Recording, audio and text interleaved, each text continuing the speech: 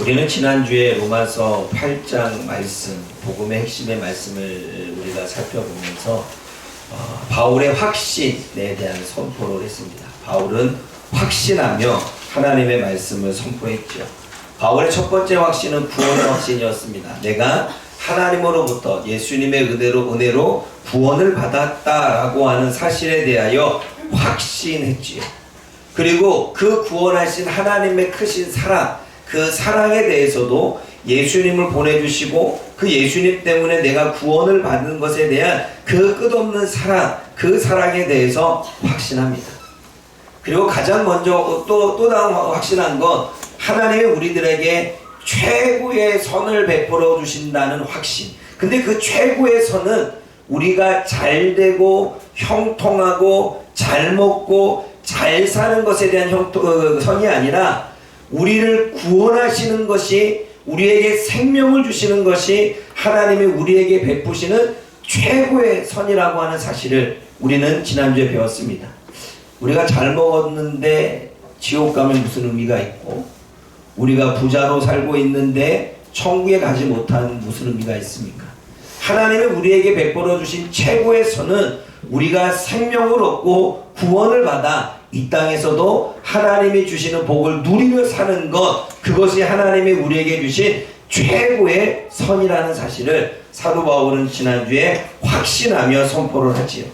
그래서 저와 여러분들에게도 말씀합니다. 구원의 확신을 방해하는 것들이 있지만 확신하며 살라는 것입니다.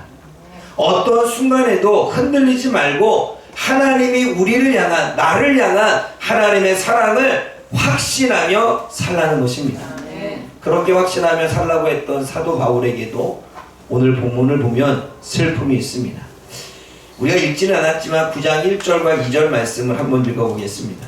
9장 1절과 2절입니다. 시작. 내가 그리스도 안에서 참말하고 거짓말을 아니하노라. 나에게 큰 근심이 있는 것과 마음에 그치지 않는 고통이 있는 것을 내 양심이 성령 안에서 나와 더불어 증언하노니. 지금 사도 바울은 확신의 말, 구원의 확신과 하나님이 나를 향한 사랑과 내가 어디를 가든 어느 곳을 가든 나의 구원을 위해서 최고의 선을 베푸실 하나님의 그 사랑을 확신하지만 바울에게도 큰 근심이 있습니다. 이 큰 근심은 큰 고통과 슬픔이 있다는 거예요. 생각할 때마다 정신적으로 슬퍼지고 마음 아파지고 고통이 느껴지는 그러한 순간이 있다는 것입니다. 또 마음에 그치지 않는 고통이 있다는 거예요. 끊임없이 계속된다는 것입니다. 멈추지 않는다는 것입니다. 자꾸 생각이 나서 힘이 들어 괴롭다는 것입니다. 이방인들에게 복음을 전하지만 아직도 가슴에 떠나지 않는 그 영혼들 때문에 너무 슬프고 아프고 괴롭다는 것입니다. 그들이 누구입니까? 3절, 4절, 5절 읽어봅니다. 시작. 나의 형제 곧 우리에게 친척을 위하여 우리 자신이 거듭나가 그리스도에게서 끊어질지라도 원하는 바로다. 그들은 이스라엘 사람이라. 그들에게는 양자됨과 영광과 언약들과 율법을 세우신 것과 예배와 약속들이 있고 조상들도 그들의 것이요 육신으로 하면 그리스도가 그들에게서 나셨으니 그는 만물에 계셔서 세세의 찬양을 받으실 하나님이시라. 여러분, 바울이 확신의 말씀을 선포하지만 정신적으로 슬퍼하고 고통하는 이유는 동족 이스라엘 백성들 때문입니다. 자신의 동족, 자신의 민족, 자신의 형제, 자신의 친척, 자신의 가족들이 구원을 받지 못하니 그들이 구원을 받아서 하나님을, 예수님을 믿었으면 좋겠다. 그들이 구원을 받을 수만 있다면 내가 대신 저주를 받아도 좋겠다라고 하는 고백을 하고 있습니다. 근데 여러분, 사도 바울이 더 원통하고 더 비통한 이유는 무엇 때문인지 아십니까? 지금 그 복음을 받아들이지 않고 있는 그들은 이스라엘 사람들입니다. 이스라엘 사람이라고 하는 건 하나님의 택하신 선민이고 하나님 앞에 특별한 은혜를 받은 사람들입니다. 그런데 그들이 예수님을, 그 복음을 받아들이지 않고 있으니 얼마나 원통하겠습니까? 근데 사도 바울이 또 원통한 건 4절 이후에 계속 기록되어집니다. 그들을 양자로 삼으셨다는 것입니다. 하나님의 자녀에 대한 신분을 주셨고 그들은 하나님의 영광을 보았다는 것입니다. 왜냐하면 하나님이 친히 찾아와 주셔서 자신의 백성을 삼아 주셨다는 것입니다. 그들에게는 하나님의 언약을 주셨다는 것입니다. 나라에 대한 언약, 민족에 대한 언약, 그 놀라운 주님의 말씀의 약속들을 주셨지요. 또 그들에게는 시내 산에서 하나님의 율법을 주셨습니다. 다른 민족과는 차별된, 다른 민족과는 알 수 없는 그러한 구별된 법을 주셨습니다. 그리고 그들에게는 예배할 수 있는 권리를 주셨습니다. 하나님께 예배할 수 있는 특권. 여러분, 이스라엘 민족이 하나님을 하나님으로 받아들였기 때문에 예배를 할 수 있었죠. 그것은 그들에게 준 특권이었습니다.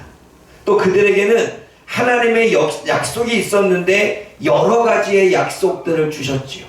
그리고 그들에게는 가장 놀라운 사실, 예수 그리스도가 그 민족 가운데 태어나셨습니다.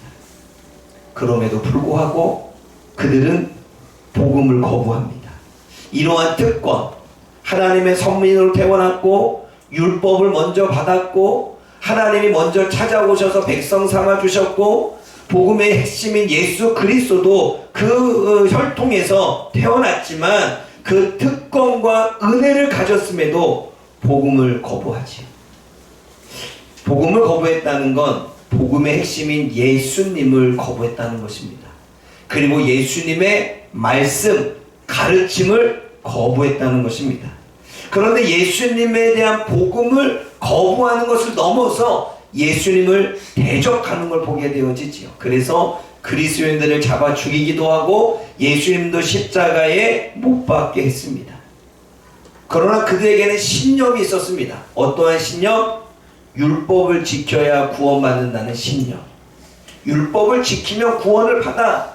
자기 확신, 자기 신념. 그래서 그들은 율법을 놓지 못했죠. 율법을 지켜야 구원을 받는다는 고집이 그들 안에 있었고 자기들만 구원을 받는다는 교만도 있었습니다. 유대인들만, 이스라엘 백성들만 구원을 받는다라고 하는 이 우월감과 이 선민의식이 그들을 지배해서 수많은 이방 민족들을 하대하고 낮게 여기는 걸 보게 되어집니다. 그러한 자기 동족들을 보면서 복음을 전하는 자로서 바울은 너무나 아프고 괴롭고 슬프다는 것입니다. 이방인들은 그 복음을 받아들이는데 정작 자신의 민족은 율법을 지고 있는 그 신념과 자기 확신 때문에 그런 고집과 그런 교만 때문에 오히려 복음에서 멀어져 가고 있는 모습을 보며 괴로워하고 있습니다. 여러분, 우리가 우리 스스로 믿음의 확신으로 신앙생활 하지만 마음 한편에는 심히 슬픈 마음이 있습니다. 그것은 주변에 가까운 사람들 중에 아직도 예수님을 거부하고 아직도 말씀을 거부하는 사람들이 있기 때문입니다. 바울에겐 자신의 민족이 아픈 손가락이었다면 어쩌면 저와 여러분들에게도 주님의 복음을 받아들이지 않는 아픈 손가락들이 있습니다. 믿음의 가정에 태어났지만 모태신앙으로 태어났지만 복음을 거부하고 말씀을 거부하고 강팍해져서 오히려 믿는 사람들을 핍박하는 그 영혼들, 그 주변의 사람들을 볼 때 그들을 향한 우리들의 마음이 지금 사도 바울의 마음이라고 하는 사실이지요. 그런데 바울은 자기 동족에 대한 약속이 실패한 것으로 생각하지 않습니다. 여러분 6절 말씀 읽어보겠습니다. 6절 시작. 그러나 하나님의 말씀이 이스라엘에서 그들이 다 이스라엘이 아니오. 하나님의 말씀이 폐하여진 것 같지 않도다, 실패한 것 같지 않도다 라고 말합니다. 왜냐하면 이스라엘 백성들이 예수님을 대적하고 지금은 믿지 않지만 구원받을 수 있는 기회가 아직 남아있다고 사도 바울은 믿고 있습니다. 그래서 그는 이방인들에게 복음을 전하면서 자신의 동족인 유대인들에게도 복음을 전하고 말씀으로 그들과 논쟁하는 것을 보게 되어지지요. 오늘 본문에는 이러한 말씀이 있습니다. 이스라엘에게서 태어났다고 다 이스라엘 사람이 아니다. 아브라함에게 태어났다고 다 아브라함의 자녀가 아니다. 이스라엘 사람이라고 해서 모두가 구원받는 건 아니라는 것입니다. 믿음의 자손 아브라함의 자손이라고 해서 모두가 구원받는 것이 아니라는 것입니다. 육신의 혈통, 그것으로 구원을 받는 게 아니라 약속의 자녀가 구원을 받는다고 오늘 본문은 이야기를 하고 있습니다. 여러분 7절과 8절 말씀을 읽어봅니다.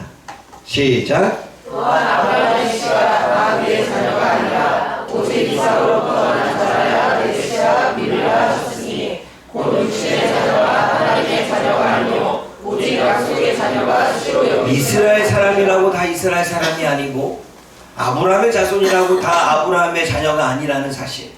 예를 들어 설명합니다. 아브라함의 자녀에겐 두 자녀가 있었습니다. 하나는 이스마엘이었고 하나는 이삭이었습니다. 그런데 이스마엘은 하나님이 버렸고 이삭을 선택해서 주님의 믿음의 가정을 이어가지. 또 이삭의 자손의 가운데 우리는 에서와 야곱이 있습니다. 에서는 버림을 받았고 야곱은 택함을 받았습니다. 여기서 우리가 깨달을 수 있는 건 이스라엘의 선택은 구원의 선택이 아니라 사명에 위한 선택임을 우리는 알 수가 있습니다. 하나님이 이스라엘 백성들을 선택한 건 사명을 위한 선택이구나. 도구로, 통로로 이방인들을 믿지 않는 자들을 구원하기 위한 통로와 도구로 선택한 민족이 이스라엘 민족이라는 사실을 우리는 알 수 있습니다. 그런데 이스라엘 백성들은 교만으로 그 구원의 기회를 버리죠. 자신만이 구원을 받고 자신의 민족만이 구원을 받을 수 있다라고 하는 그 틀에 갇혀서 오히려 구원에서 탈락되어지고 구원에서 버려지는 그러한 삶을 살아가는 걸 보게 되어집니다. 여러분, 복음, 예수님과 말씀을 거부하면 우리는 구원을 받을 수가 없습니다. 그러나 이스라엘 백성들은 율법, 자신의 신념과 신앙과 가치관을 고집한 채 예수님의 말씀과 예수님의 복음을 거부하기 시작하니 끊임없이 거절하며 끊임없이 자기 방식으로 살아가니 결국은 그들은 누구는 구원을 받고 구원을 받지 못하는 일들이 벌어지는 것입니다. 여러분, 여기서 우리가 알 수 있는 사실은 모태신앙으로 태어났다고 구원받는 게 아닙니다. 목사님의 가정에 자녀로 태어났다고 구원받는 것이 아닙니다. 믿음의 가정에 내가 태어났다고 구원받는 것이 아닙니다. 예수님을 자신의 주인으로 영접한 사람이 구원을 받습니다.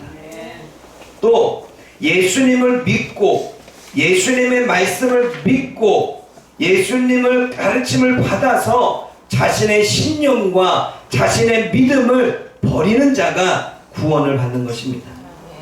그리고 하나님의 말씀대로 삶의 변화된 삶을 살아가는 자가 구원을 받는 거죠. 여러분, 구원은 누구나에게나 열려 있습니다. 그러나 누구나에게 열려 있지만 그 열려 있는 자들이 영접하고 믿기만 하면 되고 하나님의 말씀을 받아들이기만 하면 되고 전적으로 회개하며 주님을 내 인생의 주인으로 맞이하면 우리는 구원을 받을 수 있는 거죠. 그러기에 구원은 누구나에게 열려 있습니다. 하지만 내가 믿음의 가정, 내가 목회자의 가정, 내가 모태신앙에 태어났다고 해서 구원을 받는다는 건 아니라는 사실을 오늘 성경은 이야기를 하고 있죠. 그러면 로마서 9장 14절에 이러한 질문을 합니다. 한번 읽어볼까요? 로마서 9장 14절 시작. 그런즉 우리가 무슨 말을 하리요 하나님께 불의가 있느냐 그럴 수 없느니라. 그러면 누구는 버리고 누구는 선택한다면 불의한 거 아닙니까? 불공평한 거 아닙니까? 이렇게 묻는다면 절대 하나님은 불의하거나 불공평하지 않다는 것입니다. 누구는 버리고 누구는 선택한다고 하나님이 불의하거나 불공평하지 않다는 것입니다. 왜냐하면 15절의 말씀 때문에 그렇습니다. 15절과 16절 말씀 읽어봅니다. 시작. 모세에게 이르시되 내가 긍휼히 여길 자를 긍휼히 여기고 불쌍히 여길 자를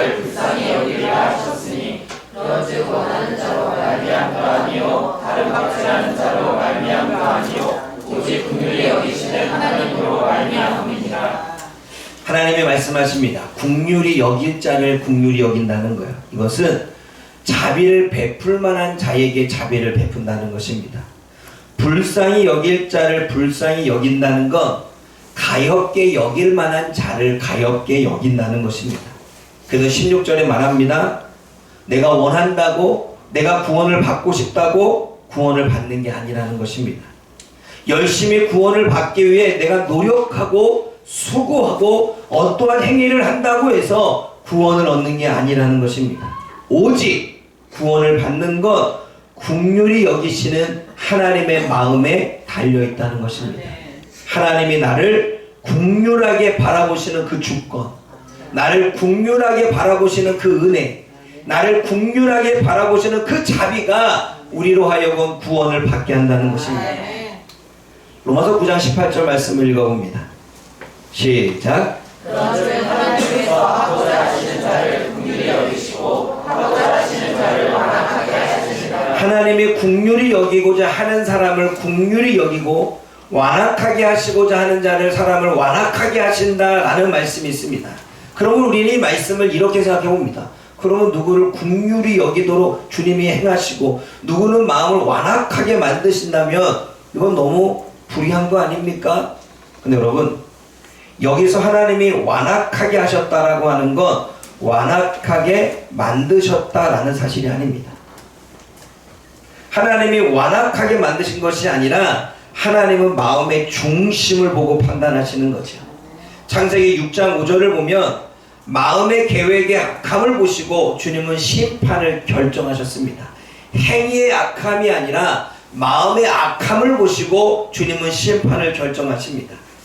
역대하에 보게 되면 아마샤가 선한 행동을 합니다. 왕이 되어져서 하나님 보시기에 선한 행동을 하고 선하게 통치합니다. 그러나 주님이 이렇게 말씀하십니다. 선한 행동을 했지만 온전한 마음은 아니다라는 말씀을 하십니다.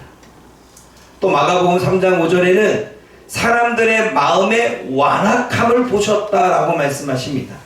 또 출애굽기 7장 22절에는 바로의 마음을 강팍하게 하셨다는 건 바로의 마음의 완악함을 보셨다는 이야기입니다. 하나님이 누군가를 긍휼히 여기고 누군가를 하나님은 심판하시는 그 이유는 하나님이 행위로서 보는 게 아니라 마음을 보신다는 것입니다. 그 마음에 가엾게 여길 만한 부분이 있는지, 긍휼히 여길 만한 부분이 있는지, 아니면 완악함 때문에 주님이 마음을 닫아야 되는 마음이 있는지, 하나님은 긍휼히 여길 자의 마음을 보시고 완악한 자의 마음을 보신다는 것입니다. 그러기에 하나님은 불의할 수가 없다는 거죠.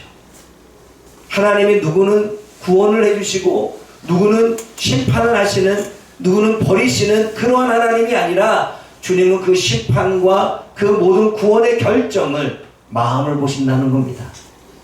긍휼한 받을 만한 자의 마음, 완악한 자의 마음을 보시고 하나님은 판단하신다는 거죠. 그러면 여러분 16절의 말씀처럼 18절의 말씀처럼 완악하게 만드셨다라고 하는 것, 하나님이 그 마음을 완악하게 만들도록 역사하셨다 뭐 이러한 뜻이 아니라 하나님은 그 사람의 마음의 완악함을 보셔서 내버려 두셨다라는 뜻입니다. 로마서 1장 24절과 26절과 28절을 보면 하나님은 저들을 내버려 두셨다라고 말합니다. 저들이 동성애를 원하면 내버려 두셨다는 것입니다. 저들이 하나님의 말씀을 거부하고 싫어하면 내버려 두셨다는 것입니다. 저들이 계속 하나님의 말씀의 복음을 기회를 받지 않고 계속 그렇게 자신이 원하는 대로 살고자 원한다면 내버려 두셨다는 것입니다. 여러분, 그것이 하나님이 그 사람의 완악함, 그 마음의 완악함을 보시고 그냥 그 뜻대로 그 마음대로 내버려 두셨다는 이야기지요. 예수님을 거부하고 말씀을 거부하는 마음을 보시고 그냥 내버려 두셨다는 거예요. 자신의 신념을 믿고 자기 방식으로 살겠다라고 하는 그 마음을 보시고 하나님은 그냥 내버려 두셨다는 것입니다. 구원받을 기회, 말씀 들을 수 있는 기회, 하나님의 인도를 받을 수 있는 기회가 있음에도 그 그거를 받아들이고 싶지 않는 거절의 마음이 있다는 사실을 보시고 하나님은 내버려 두셨다는 것입니다. 그리고 그것이 그 사람이 구원을 거절한 것이요. 하나님의 내버려 두심은 심판입니다. 심판이죠. 사랑하는 여러분, 하나님은 모든 사람에게 구원받을 기회를 주십니다. 그러기에 공평하시지요. 그러기에 하나님은 의로우시고 하나님은 공평하십니다. 그러나 사람들의 마음에 하나님을 두기를 싫어하고 하나님의 말씀을 두기를 싫어하고 하나님의 말씀대로 살기를 싫어하고 하나님의 뜻과 방식을 살아가는 걸 싫어하고 오히려 세상의 방식과 자신의 신념과 자신이 살고자 원하는 그 즐기는 마음이 있기에 그래 너는 그렇게 살아 라고 내버려 두셨다는 거예요. 그건 하나님이 불의해서가 아니라 하나님이 불공평해서가 아니라 그 마음 심령에 하나님이 변화될 마음도 받아들일 마음도 그것을 따라올 마음도 없기에 주님께서는 그냥 내버려 두셨다는 것입니다. 그러기에 하나님이 불의하고 불공평한 것이 아니라 스스로의 선택의 결과입니다. 그 마음의 완악함이 그 마음에 하나님의를 받아들이지 않는 마음이 그렇게 그 선택을 하게 만든 것이지요. 그러면 여기 우리는 점검을 해봐야 됩니다. 어떠한 점검을 해봐야 됩니까? 나는 하나님이 선택하신 백성이 맞느냐라는 것입니다. 이스라엘 백성이 다 이스라엘 백성이 아니고 아브라함의 자손이 다 아브라함의 자손이 아니라면 우리는 모태신앙이라고 해서 구원을 받거나 목사님의 가정과 자녀라고 해서 구원을 받거나 내가 믿음의 사람이라고 해서 구원을 받는 게 아니라면 그러면 나는 정말 하나님의 자녀이며 나는 하나님의 백성이냐라고 하는 점검이 필요합니다. 그리고 나는 정말 예수님을 영접하고 내가 주어지는 신앙생활을 하고 있는가? 라는 저 질문으로 우리는 점검해야 됩니다. 여러분, 우리는 영접한다는 의미가 뭘까요? 요한계시록 3장 14절을 보면 영접한다는 건 누군가가 밖에서 문을 두드리는데 그 마음의 문을 딱 열고 온 사람을 안으로 맞아들이는 것, 이게 영접입니다. 그러면 예수님이 우리들의 마음을 똑똑똑 두들기지요. 그때 마음의 문을 열고 예수님을 내 안에 내 삶의 주인으로 받아들이고 모셔드리는 것, 이게 영접이지요. 그러면 여러분, 영접은 여러 가지 의미가 있습니다. 예수님을 마음에 받아들이는 것도 영접이지만 똑똑똑 그분의 말씀이, 그분의 가르침이 우리들의 마음을 두드립니다. 그때 그것을 열고 받아들이는 것, 이것이 영접입니다. 말씀이 내 마음을 두드리는데 거부하고 거절하고 받아들이지 않으면 하나님은 그 완악한 마음을 보시고 내버려 두신다는 거예요. 영접은 예수님만 영접하는 게 아니라 그분이 우리들에게 주시는 가르침과 말씀도 받아들이는 것, 그것이 영접입니다. 하나님의 뜻과 하나님의 계획을 받아들이는 것, 그것이 영접입니다. 오늘도 우리의 삶을 인도하기 위해서 나에게 역사하시는 그 하나님의 인도를 받아들이는 것, 그것이 영접입니다. 하나님의 사랑, 하나님의 구원, 하나님의 생명, 그 하나님의 주신 은혜를 받아들이는 것, 이 수용의 태도가 영접이라는 거예요. 제가 우연치 않게 아까 말씀을 다 정리하고 오늘 큐티를 하기 위해서 딱 목양실에 앉아서 큐티를 하는데, 큐티하는 내용에 누가복음 있죠? 요즘 제가 누가복음을 볼 때 항상 누가복음을 묵상 큐티를 하게 되면 묵상만 하는 게 아니라 제가 따로 연구할 시간이 없기 때문에 계속 깊게 연구하려고 또 봅니다. 보면서 연구를 하지요. 여기에 그 말씀 한 구절을 풀어내는 부분이 있었습니다. 누가복음 1장 41절과 45절 중에 마리아가 예수님을 성령으로 잉태하게 되지요. 그 성령으로 잉태한 그 순간을 오늘 여기에서는 이렇게 의역하고 있습니다. 천사를 통해 전해진 하나님의 말씀을 믿고 받아들임으로 하나님의 놀라운 계획을 완성한 마리아 당신은 참으로 복된 여자입니다 라고 고백합니다.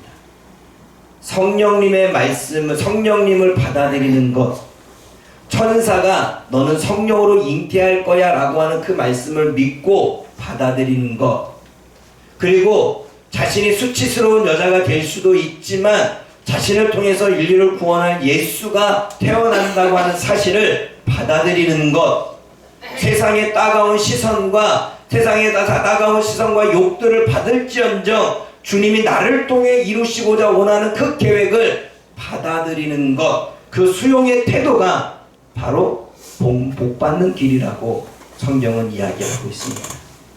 그러면서 이분은 자신에게 있었던 경험 하나를 이야기합니다. 이분이 이 당시에는 신학생이었던 것 같습니다. 전철을 타고 가는데 전철을 타면서 아마 이분이 성경책을 읽었나 봐요. 성경책을 읽었는데 옆에 있는 한 아주머니가 가만히 자기를 이렇게 쳐다보더래요. 그래서 질문하더랍니다. 신학생이십니까? 라고 질문을 하자 갑자기 이분의 마음속에 두 말씀에 이 감동이 있었다고 합니다. 두 부분의 그 두 마디의 말씀을 하나님이 감동으로 주셨다고 합니다. 그래서 성경책을 덮고 그 아주머니를 가만히 바라보며 이렇게 말했다고 합니다. 집사님, 지금 하시려는 일을 하나님께서 기뻐하지 않습니다. 그리고 이번에 내리셔야 하지 않나요? 이 딱 두 문장을 이야기했는데 그 아주머니가 깜짝 놀라서 이렇게 말했다고 합니다. 그걸 어떻게 하셨습니까? 그리고 전철에 내리면서 한없이 울면서 그분을 바라봤다는 이야기를 했습니다.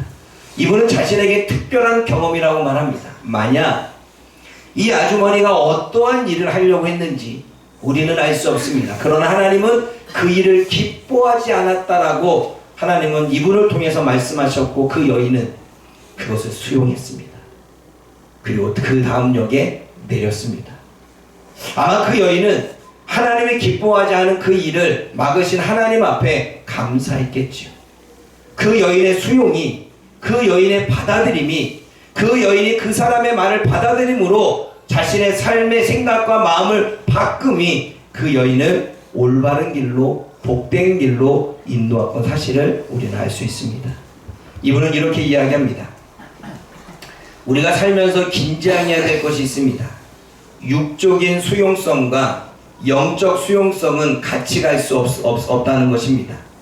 육적 수용성이 강한 사람은 하나님의 것에 관심이 없습니다.